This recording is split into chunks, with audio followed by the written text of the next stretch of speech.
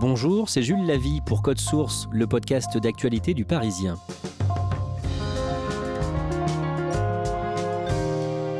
Deux ans après les premières manifestations des Gilets jaunes, nous avons eu envie de prendre des nouvelles de l'une des figures de ce mouvement. Et on a pensé à Ingrid Levavasseur, cette femme aux longs cheveux roux qui avait ému beaucoup de monde en racontant à la télé, dans des interviews, sa vie de mère célibataire aux revenus modestes. Mais sa médiatisation lui a été reprochée par certains Gilets jaunes, parfois violents, verbalement ou physiquement.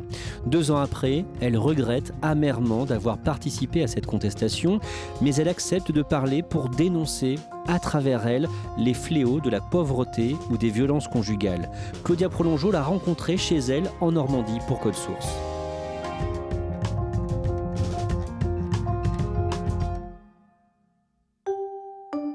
Ingrid Levavasseur m'a accueillie chez elle.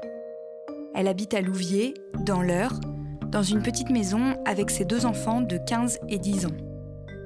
Elle est très souriante, mais me dit qu'elle est très stressée et ne s'est jamais habituée au micro. Ça ne se voit pas du tout. On s'installe dans le joli salon aux murs bleu pastel et elle revient sur ces quelques semaines, fin 2018, qui ont changé sa vie. J'étais aide-soignante dans une clinique à Rouen et donc je faisais à peu près 900 km par mois. Et donc, effectivement, cette fameuse écotaxe m'aurait coûté 20 €. Et je trouvais qu'en tant qu'aide-soignante, on ne gagnait pas assez notre vie. Aide-soignante, payer 1 350 € par mois, enfin voilà, c'est une aberration, clairement. Donc, juste un mois avant le début du mouvement, le 12 octobre, pour être précise, j'ai écrit à Emmanuel Macron. Je n'avais jamais eu d'intérêt pour la politique. Je n'avais jamais été syndiquée et j'avais jamais manifesté. En fait, ma seule vraie manifestation, c'est celle quand on est sorti pour dire « je suis Charlie ».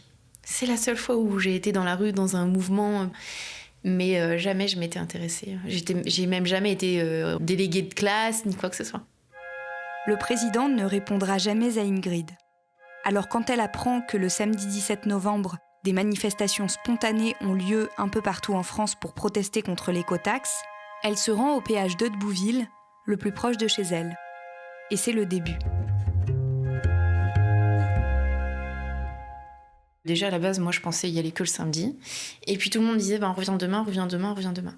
Et puis, il est vrai que le jeudi, j'avais pas du tout envie d'y aller. Il commençait à neiger, en fait, il faisait très froid. Et en fait, j'ai dit, si j'abandonne, clairement, tout le monde va faire la même chose et il n'y aura plus personne. Et cette journée, elle était très particulière parce que sur le péage, il n'y avait quasiment pas de gens qui étaient là le samedi. Il y avait des gens, mais que je n'avais pas encore vus. Donc, j'étais là, mais je n'étais pas à l'aise.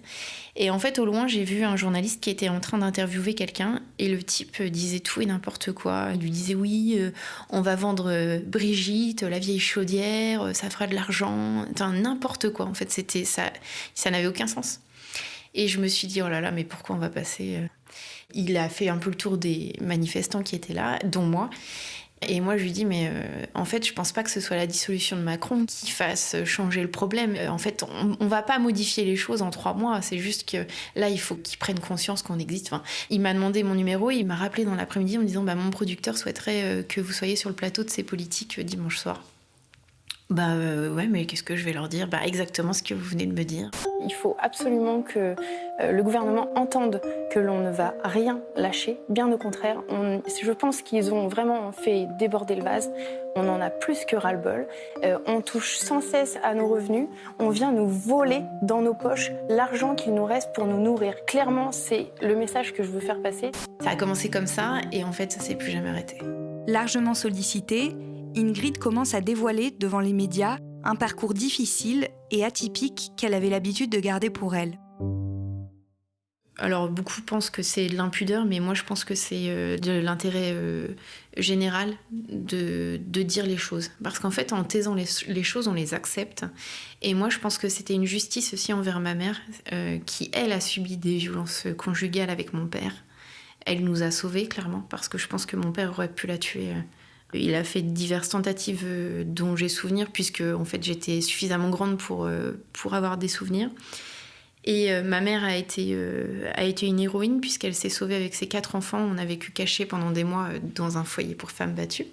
Et toute cette médiatisation, il faut que ça serve à quelque chose. En plus de son père, Ingrid Levavasseur a connu pendant 12 ans un beau-père qui ne battait pas sa mère, mais qui tyrannisait ses enfants. Au moment où elle doit choisir son orientation, et alors qu'elle rêve d'être sage-femme, il lui explique qu'ils ne lui payeront pas d'études et qu'elle doit se former dans le CFA le plus proche. Je suis partie de chez moi, j'avais 16 ans et demi.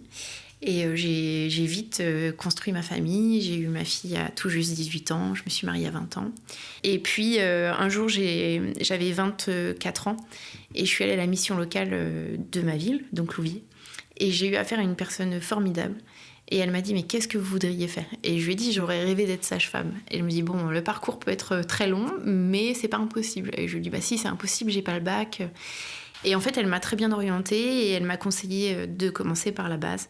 Ingrid devient donc aide-soignante et rapidement, elle quitte son compagnon qui ressemble un peu trop à ceux qu'a eu sa mère. J'ai toujours été attirée par ce type d'homme puisque c'était la seule représentation masculine que j'avais à la maison. Donc voilà, j'ai été attirée par ce type d'homme et j'ai subi malheureusement aussi en tant qu'épouse les violences verbales et conjugales. Et j'ai mis un terme à ça et j'ai décidé que plus jamais un homme ne me fera du mal et fera du mal à mes enfants. Mais c'est aussi un combat de femmes au quotidien. Autour de moi, je véhicule aussi ce message. Et si j'ai pris la parole et si je l'ai autant dit, ben peut-être qu'il y a une impudeur, mais en fait, cette impudeur, elle est utile. Famille monoparentale depuis 9 ans, Ingrid vit avec un salaire pour 3. Ses enfants et elle ne font que des sorties gratuites et de temps en temps, elle arrive à leur offrir un déjeuner dans une brasserie. C'est tout cela qu'Ingrid raconte. Elle est jeune, parle bien et est facilement reconnaissable avec ses cheveux roux et ses grands yeux bleus.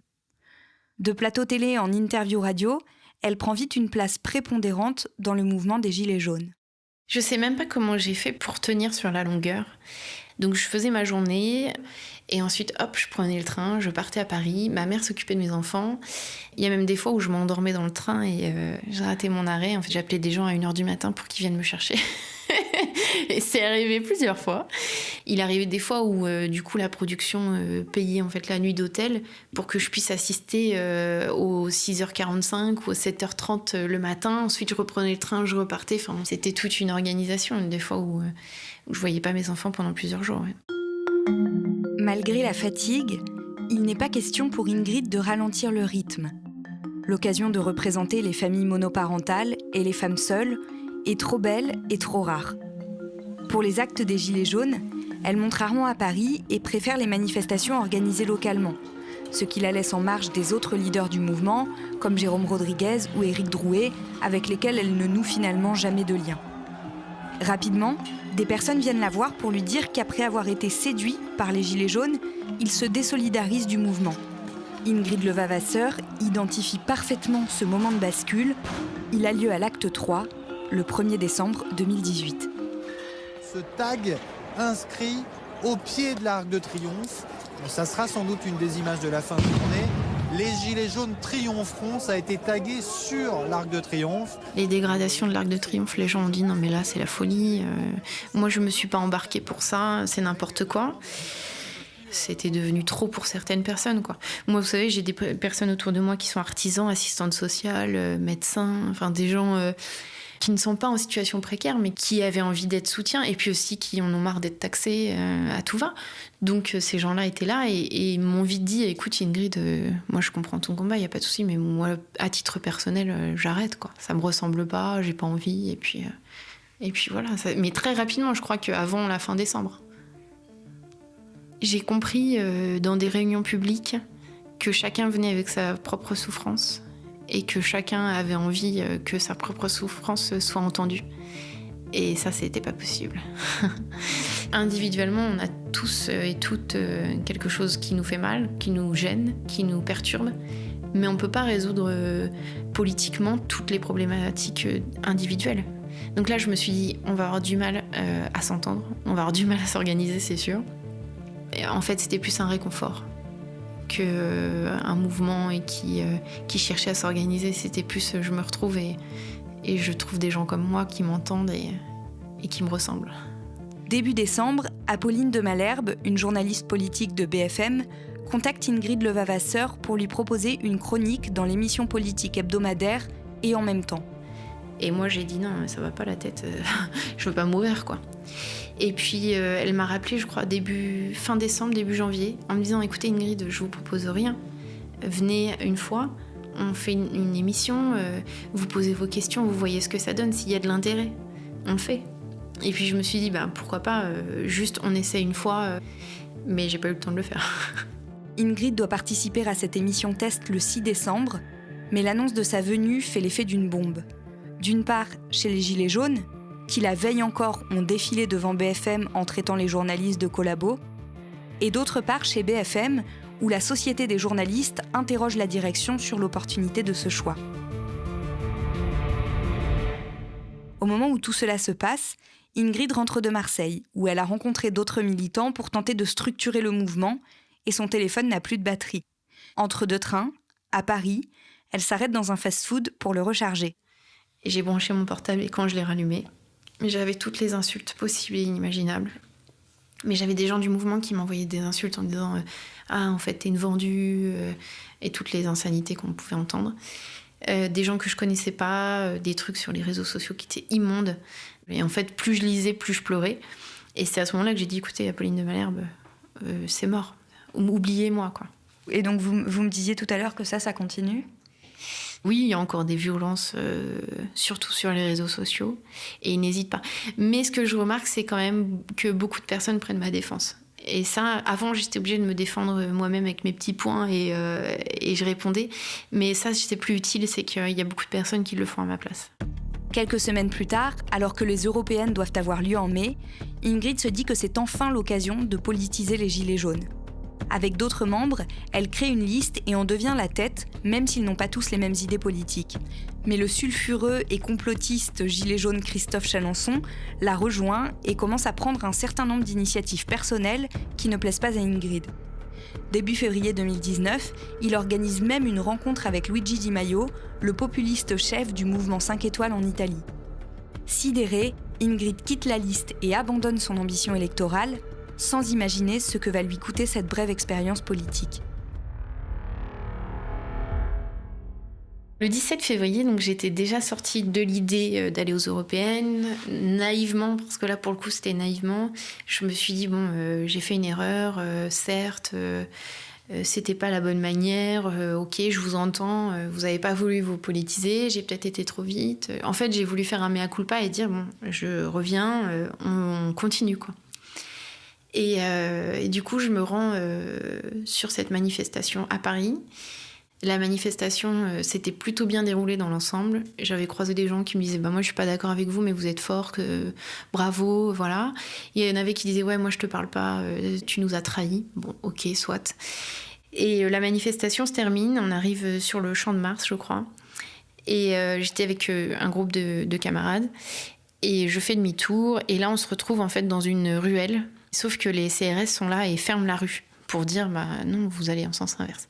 Sauf que ce que je savais pas, c'est que j'étais juste derrière le front de la manifestation, c'est-à-dire les plus virulents qui vont frapper du flic. Et en fait, j'ai commencé à entendre des ouh et je me suis dit tiens, qu'est-ce qui se passe ? Mais je pensais pas que c'était pour moi. Et puis en plus, moi j'étais tranquille, il y avait un orchestre qui jouait de la musique, tout ça, je me disais bon. Et là, les ouh se sont intensifiés. J'ai commencé à avoir des types qui venaient, qui étaient à 10 cm de mon visage et qui me criaient dessus. Et en fait, les chaînes télé ont compris qu'il se passait quelque chose. Donc, ils se sont rendus compte que c'était moi. Donc, micro sur moi, caméra, les gens filmaient, etc. Et j'ai commencé à être bousculée. On m'a tiré les cheveux. Enfin, voilà, c'était horrible. Et puis les insultes, et puis une haine incroyable. Les camarades qui étaient là, j'avais 2-3 personnes que je connaissais, m'ont plaqué en fait contre une voiture. Et donc du coup, j'étais protégée de l'arrière et eux me faisaient barrage devant. Insultés, bousculés. Je me suis dit, ils sont tous collés contre moi, il y en a un qui sort le couteau et une plante quoi. Dans le cortège des Gilets jaunes, Ingrid Levavasseur, figure du mouvement, est prise à partie par plusieurs manifestants. Ils m'ont fait sortir progressivement vers les CRS en me protégeant. Il y a un des CRS qui dit c'est Ingrid Levavasseur, je sais plus, en fait il s'adressait à un supérieur. Le supérieur m'a attrapé par l'épaule et m'a en fait extrait de là. Et là je me suis dit, en fait il y a plusieurs sentiments, c'est ils ont gagné, ils m'ont éjecté, ils sont contents. Ouf, je suis en vie. Ouais, j'ai eu peur, franchement, j'oublierai jamais. Quand je regardais vers les CRS, je me disais putain s'ils me plantent, Alors, je suis à 10 mètres des CRS, c'est quand même dommage, quoi. Preuve pour certains de la fracture au sein du mouvement. Le lendemain, un nouvel épisode va terroriser Ingrid. Avec son fils et sa mère, elle se rend à une manifestation familiale contre la fermeture de la maternité de Bernay dans l'Eure. J'étais complètement en pleine trouille et il n'y avait pas de mots. En fait, je crois que j'ai jamais si peu dormi et fait autant de cauchemars en une nuit. Et j'avais promis en fait à mes camarades de lutte de l'hôpital, puisque c'était des collègues, quoi. Des aides-soignantes, des infirmières. Enfin, c'est un service hospitalier qu'on fermait, quoi. Et je leur avais dit, je serai là, vous inquiétez pas. Sauf que j'avais pas imaginé qu'il puisse y avoir un groupe de gilets jaunes. Et là, j'ai été de nouveau agressée. Sauf qu'il y avait mon fils et ma mère. Et ils m'ont tendu un piège, clairement. Et il a fallu que je fasse une marche arrière. Il y avait un terre-plein central. Enfin, voilà, c'était chaotique. Et là, mon fils m'a dit, bon, maintenant, c'est bon, t'as compris. Tu vas arrêter, quoi. Et là, quand mon petit garçon me dit ça, je le regarde dans le rétro. Et je crois qu'il a plus peur que moi, quoi. Donc là, j'ai dit stop, quoi. J'ai plus jamais remis les pieds sur une manifestation. Et à partir de ce moment-là, j'ai dit, je suis plus gilet jaune. Donc finalement, quand on regarde... j'ai pas passé beaucoup de temps sur ce mouvement. Mais c'est quelque chose qui me collera à la peau toute ma vie. Et le gilet, il est où ? Il est là, il est rangé. Vous le regardez de temps en temps ? Non, jamais. Non. C'est vraiment un truc que j'apprécie pas forcément voir. D'ailleurs, j'en ai plus dans ma voiture. Et j'ai beaucoup de mal avec la couleur jaune. J'ai vraiment un problème avec cette couleur. Je suis devenue jaunophobe. Et vous regrettez d'avoir fait tout ça ? Non. Mais non, en fait, si ça s'est passé, c'est qu'il y avait une raison. Pour Ingrid, les Gilets jaunes resteront une occasion manquée de fédérer les plus précaires pour réclamer plus de justice. Convaincue que la politique peut permettre de changer les choses, elle poursuit son combat et a été élue en 2020 conseillère municipale sur une liste d'opposition d'hiver gauche à Louviers. Elle a aussi écrit un livre dans lequel elle se raconte et qui s'intitule « Rester digne ». Mais elle n'a pas retrouvé d'emploi à la hauteur du poste d'aide-soignante en clinique qu'elle occupait au début du mouvement. Et elle doit vivre aujourd'hui avec encore moins. J'ai mis un terme à mon CDI. Voilà, pour le mouvement. C'était une grosse erreur. C'était une grosse erreur puisque quand on met un terme à son contrat, même en période d'essai, on n'a pas d'indemnité. Je sais même pas comment j'ai fait pour surmonter tout ça pendant tous ces mois. Mais encore une fois, c'était nécessaire. Maintenant, je suis secrétaire standardiste dans une boîte de plomberie-chauffagerie. Non pas parce que c'était ma grande vocation et que j'en avais envie, mais c'est parce que on ne veut plus de moi en tant qu'aide-soignante. J'ai compris que c'était vraiment mon nom qui posait problème quand Priscilla Ludowski a osé dire qu'elle aussi, en fait, elle subissait la discrimination à l'emploi en tant qu'activiste militante de ce mouvement. Donc moi, on a peur de moi, je pense, parce que les gens s'imaginent que je suis lanceuse d'alerte. Alors, je tiens à les rassurer, hein, moi, j'ai jamais mis à mal un établissement de santé. Il est vrai qu'on a des difficultés dans les services de soins, mais c'est pas pour ça que ça fait pas de moi une mauvaise aide-soignante. Moi, j'aime les gens et j'aime mon travail. Et je veux travailler en tant qu'aide-soignante, mais on ne veut pas de moi. Et j'ose espérer qu'on va comprendre à quel point je suis résignée et que de toute façon, je ne lâcherai pas. C'est mon diplôme, c'est mon travail, premièrement, et je continuerai.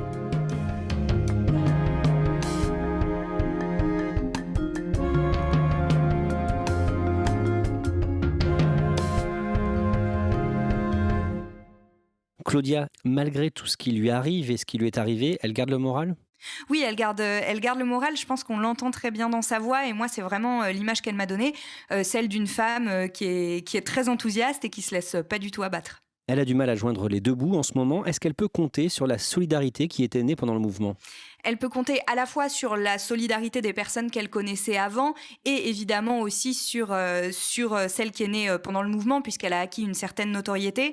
Il y a des personnes qui l'aident actuellement à remplir son frigo de temps en temps. Elle est extrêmement reconnaissante, mais c'est quand même, il faut l'avoir en tête parce que on l'entend pas vraiment dans sa voix, mais c'est quand même une période difficile pour elle.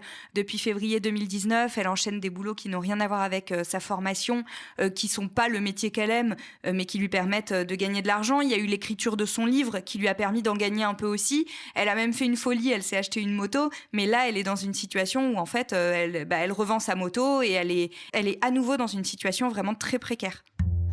Merci Claudia Prolongeau. Code Source est le podcast d'actualité du Parisien, disponible chaque soir du lundi au vendredi. Cet épisode a été produit par Thibault Lambert et Raphaël Pueyo. Réalisation, Julien Moncouquiol. Si vous aimez Code Source, n'hésitez pas à en parler sur les réseaux ou à vos amis, à laisser des petites étoiles sur votre application de podcast. N'oubliez pas de vous abonner pour ne rater aucun épisode.